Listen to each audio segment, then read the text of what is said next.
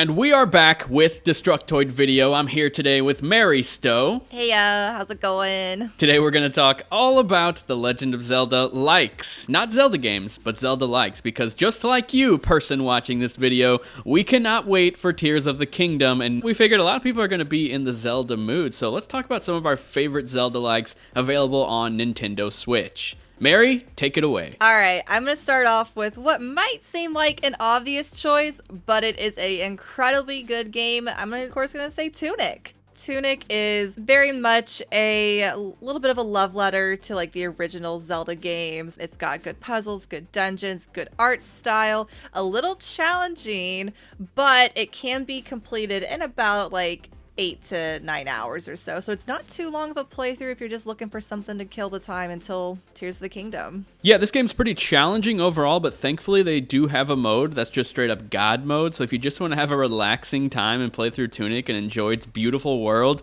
you can turn that bad boy on and just play through the game. Definitely check out Tunic. But my first game is Oceanhorn 2. And I know what you're thinking.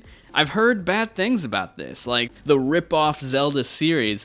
But guys, if I'm being honest, Oceanhorn 2 was a great game, and I enjoyed it thoroughly.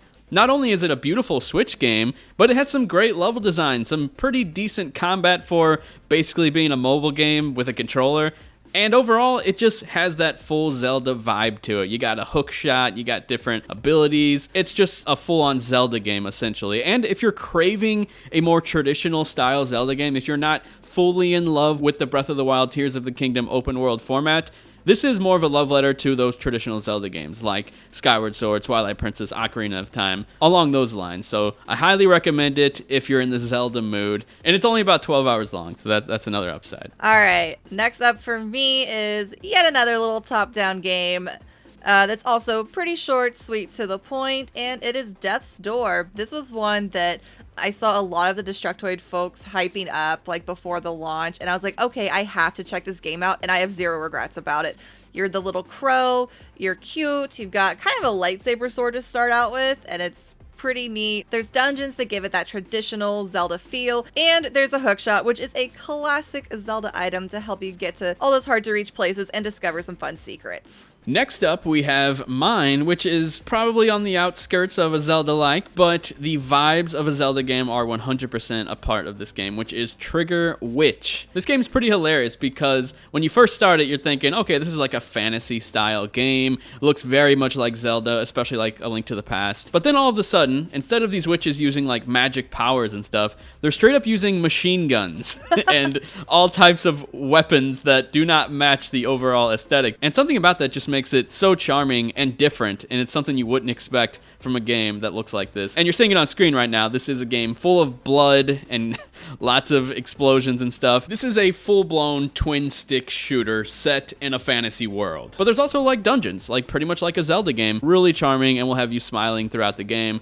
So overall, this is just a different style of game, and it's not super well known, so I highly recommend checking out Trigger Witch. And to wrap up my picks, which I've just realized, I picked all top-down games. Just realized. Most of these are. I just realized that, yeah.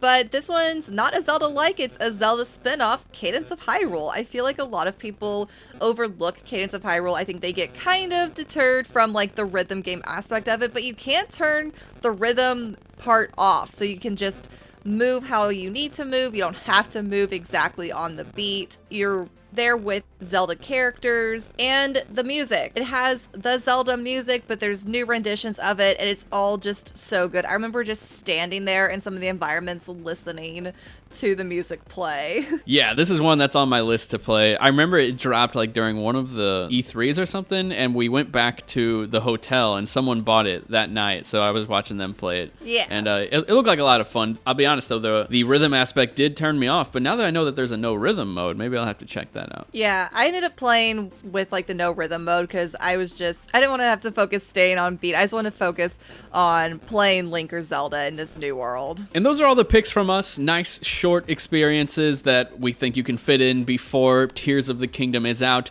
But another major shout out, if you're in the mood for Zelda, I've been using Nintendo Switch Online a lot lately to play a bunch of classic games. And let's not forget that Zelda 1, Zelda 2, Ocarina of Time, Majora's Mask, A Link to the Past, Link's Awakening are all available on this service. So definitely recommend checking those out if you're trying to get into the Zelda spirit. And you forgot the Minish Cap, but that one's a little bit on the longer side, especially if you want to 100% it, but it's probably one of my favorite Zelda games on the Nintendo Switch Online right now.